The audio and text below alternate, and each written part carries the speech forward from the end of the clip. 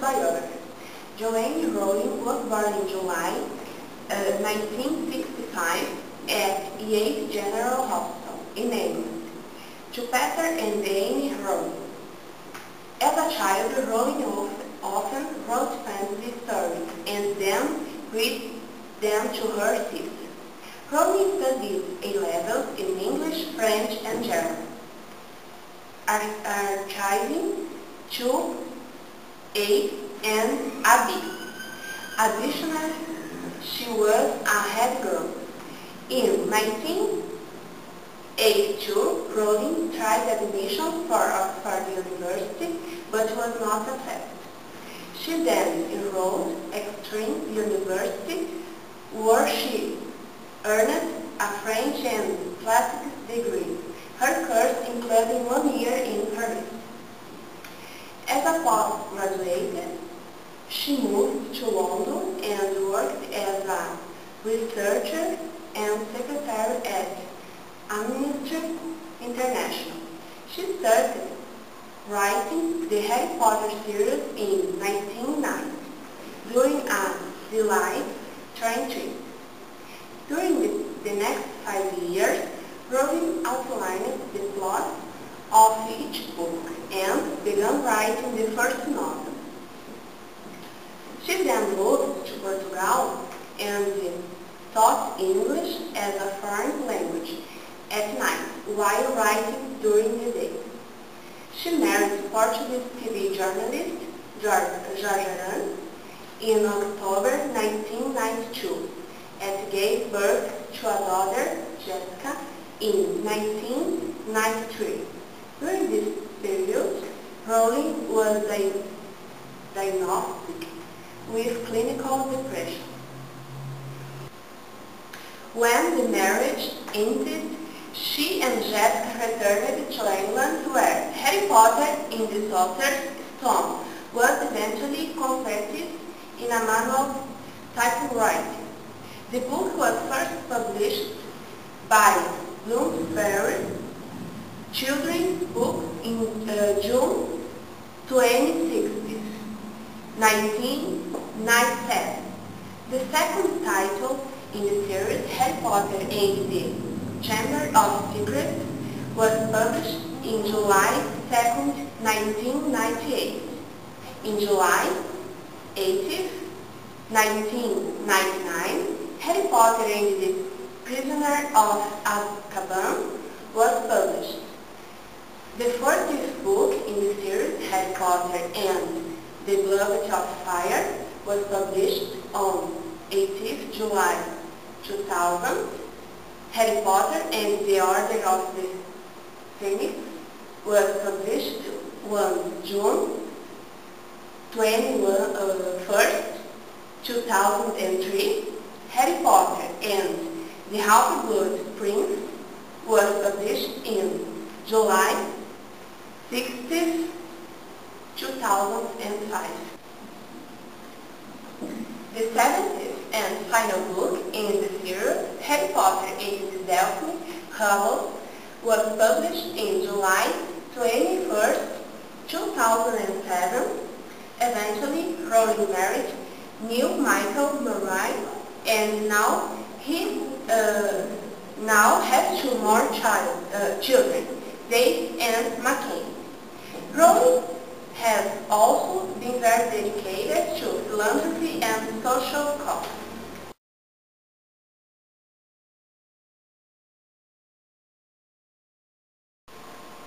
Literary context. In the Harry Potter series, the plot occurs during no specific time. However, the writer has disclosed the date of birth of many characters. As such, the story is told in the books between circa 1980 and then around 2070. According to the author, the main theme of the series is death. In the last novel, specifically, the most prominent themes are death, oppression, love, trust, friendship, destruction, courage, and second chance. During the writing process of the series, Rowling used many events from her own life as inspiration for the book. One example is the creation of the Mentors, creatures based on the way she felt during her bout of severe depression.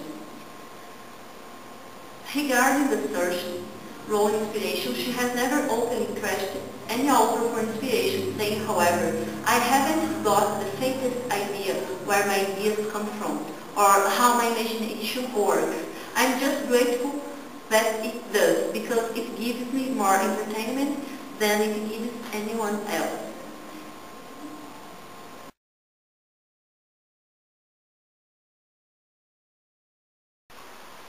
Prominent characters. Albus Percival Woodfrid Brian Dumbledore. Former headmaster of Hogwarts and Harry's friend and mentor until his death. He is extremely clever and foresight, having led the plans for Harry's quest very truthfully. Founded the Order of Phoenix, a group of wizards dedicated to finding Voldemort. Dumbledore's character and accomplishments come under attack throughout the course of the book. Harry James Potter, the protagonist of the novel, turns 17 during the course of the book. He is courageous and determined and has decided not to return to Hogwarts School, instead pursuing a quest to find and destroy Horcruxes. He is accompanied on his quest by Ron Weasley and Hermione Granger. Harry is faithful to his quest, but he struggles with self-doubt. Ronald Billy Weasley, Harry Potter's best friend. Ron is the same age as Harry and also left Hogwarts to accompany Harry on his quest. He is shown to be brave, resourceful, and loyal. However, he is also immature and doubts himself due to being outshined by his famous friends. He is in love with Hermione Granger. Hermione Jean Granger, Harry and Ron's classmate and companion. She is the smartest and more focused of the three friends. She is very resourceful, even under pressure, rescuing them from danger in very foresighted ways. She is extremely hard on herself for the few mistakes she does make. Severus Snape, the man who killed Dumbledore and a professor at Hogwarts who later becomes headmaster. Snape had been both a member of Dumbledore's Order of Phoenix and one of Voldemort's Death Eaters. Snape's true loyalties are a mystery throughout most of the series. Tom Marvolo Riddle, or Lord Voldemort, the main antagonist of the series and the most powerful evil wizard who ever lived. When Harry was 1 year old, Voldemort tried to murder Harry, but his curse rebounded upon him and tore his soul from his body, making him lose almost all his powers. He is obsessed with figuring out why Harry keeps defying him or slipping out of his grasp, and will stop and nothing to find a way to keep Harry. Voldemort comes to control the mystery of magic and causes the death of untold number of people.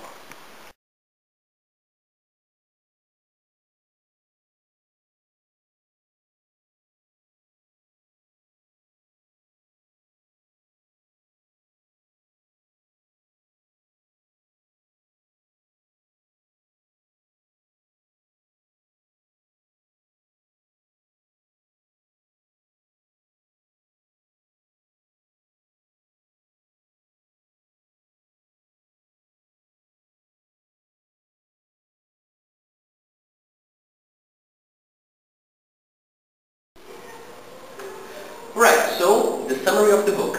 Well, in this book, Harry's finally a legal adult, so he started his final journey to defeat Lord Voldemort, the main antagonist, for good.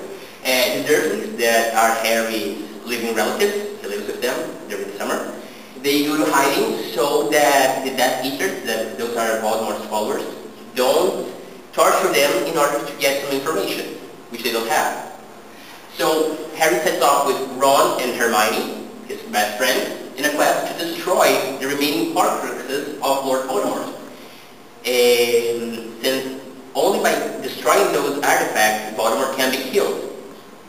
So, Harry becomes unnerved about rumors of Dumbledore's past, and he begins to wonder if the former headmaster was all that he thought he was. He starts to see the flaws in the person that he once sort of aspired to be.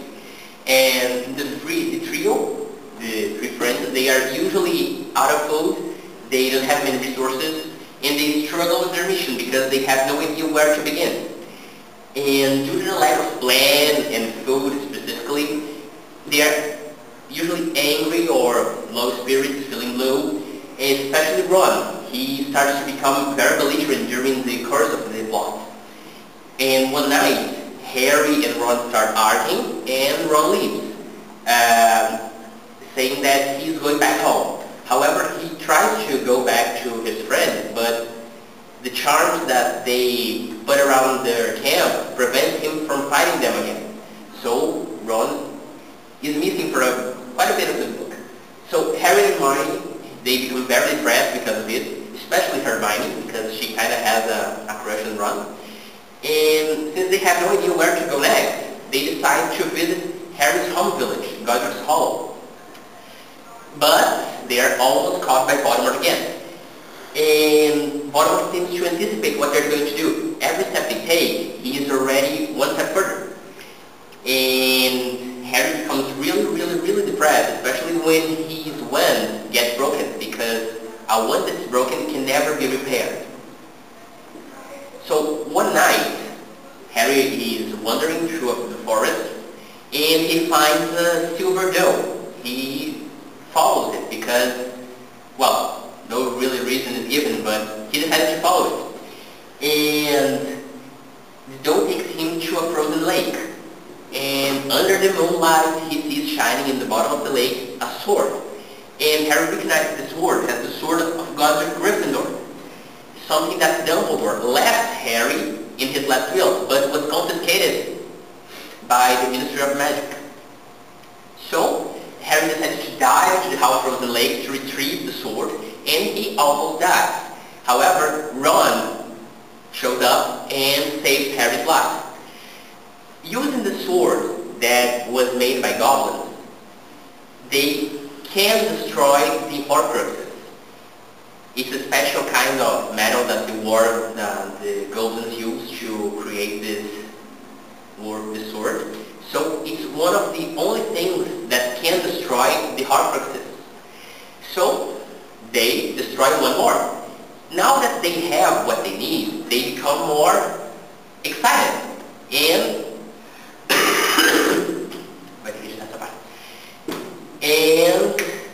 they learn about the three mysterious objects called the Deathly Hallows. By the turn of events, they found and destroyed two more Horcruxes, and now only two can remain. As the adventure goes on, the danger starts increasing. Harry begins to truly understand what he has to do in order to vanquish Lord Voldemort for good. They discover the whereabouts of another Horcrux, the diadem of Rowena Ravenclaw, which is accidentally destroyed by a spell of Voldemort's followers, Mrs. Crabbe. This Horcrux is actually hidden in Hogwarts. So Harry, Ron, and Hermione have to go back to the school and infiltrate it in order to destroy this Horcrux. Now, only one remains, Voldemort's pet snake, Nagini. Still, Harry realized that in the last minute that his own life must be sacrificed in order to truly allow Voldemort's death. So, since he can't stand other people dying for him, he willingly gives his life so they may live. And after instructing his comrades to kill the snake, Harry leaves and surrenders himself to Voldemort, and Voldemort promptly kills him. So, in that, Harry meets Dumbledore, and Dumbledore answers many of his questions. He explains to Harry that on the night Voldemort tried to kill Harry when he was a a baby, when the curse rebounded back to the wizard, a small fragment of Voldemort's soul was stored in Harry. Even Voldemort didn't know about that. And since Harry theoretically had two souls, Harry is given a chance. He could move on to the afterlife, or he can go back and finish what he started. So he decides to go back and finish his job. Voldemort marches through Hogwarts celebrating his victory, demanding his enemies that surrender to him. While mocking the Longbottom's refusal, Voldemort places the sorting hat on Neville's head and sets it on fire. The hat, however, also belongs to Godric Gryffindor. And one of its special properties is that it can materialize the sword that they use to destroy the Horcruxes.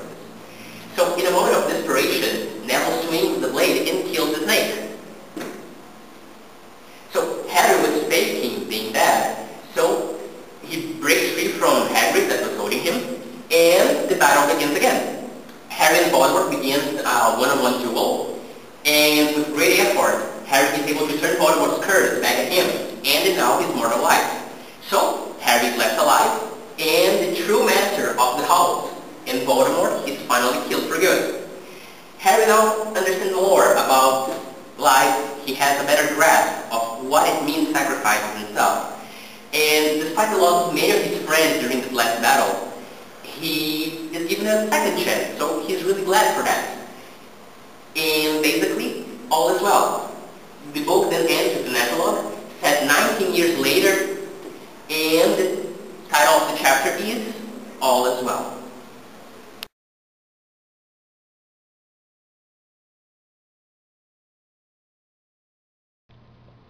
Difference between book and the movie. The Harry Potter series is full of details, and to do that some change had to be made in the movie adaptations of the books. However, Harry Potter and the Three Hallows is so intense that the book was actually split into separate movies in order to minimize the change and preserve detail. Some of the main differences between the book and the movies are: a scene is added showing Hermione modifying her parents' memories and living, which was only stated in the book and not actually shown. In the book, the new Minister of Magic under the Imperial's curse, giving the Death Eaters control over the ministry. In the film, Pius is not under the curse, but he is a willing Death Eater or accomplice. Due to their omission from the previous films, the Weasley and Mendengus, Fletcher introduced themselves to Harry when they arrive at Privet Drive. Tom's marriage to Lupin and subsequent pregnancy are not explained in the film. During Bill and Flower wedding, Harry is supposed to be disguised as another Weasley, but in the film he is not disguised. Also, during the wedding, Hermione wears a red dress, opposed to the lilac on the she wears in the book. The tale of Ridley's Blacks that is omitted from the film. In the film, scenes are added where Hermione gives Harry a haircut, and later, after Ron's departure, Harry dances with her. In the movie, very little of Opal's backstory is mentioned. The scene where the trio enter Luna's room and find her paintings of themselves.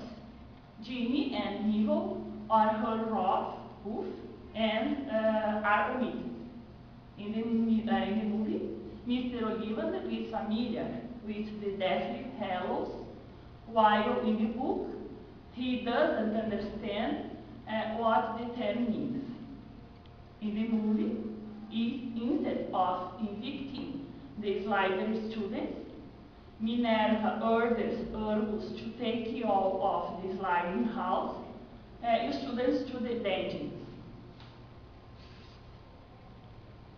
In the book, after being supposed killed and arriving at King's Cross, he finds himself to be naked, and then some clothes for him appear nearby, when he wishes for them. In the film, he remains fully clothed. In the book, he sees Voldemort in the image of a rat.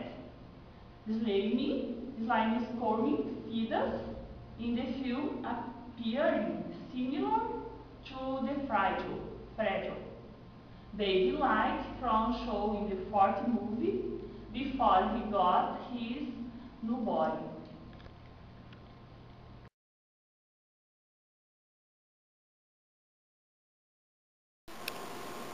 Critical appraisal.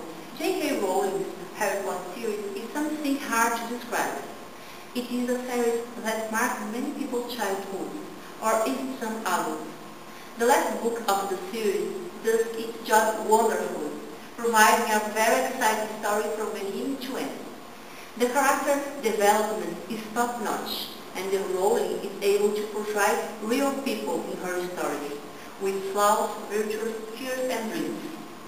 Despite happening in a fantastic world, there are some themes explored on the novel that can be related to our society as well.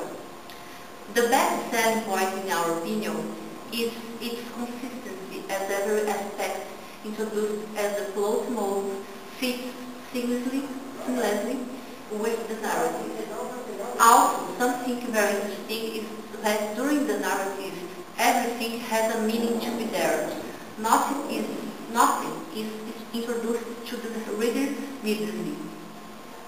To end it all, it is clear that Harry Potter is one of the best literary franchises out there we save all time, and even though the story is now over, and the time we spent with this awesome tale seems to be so short, it certainly was sweet and left us warm and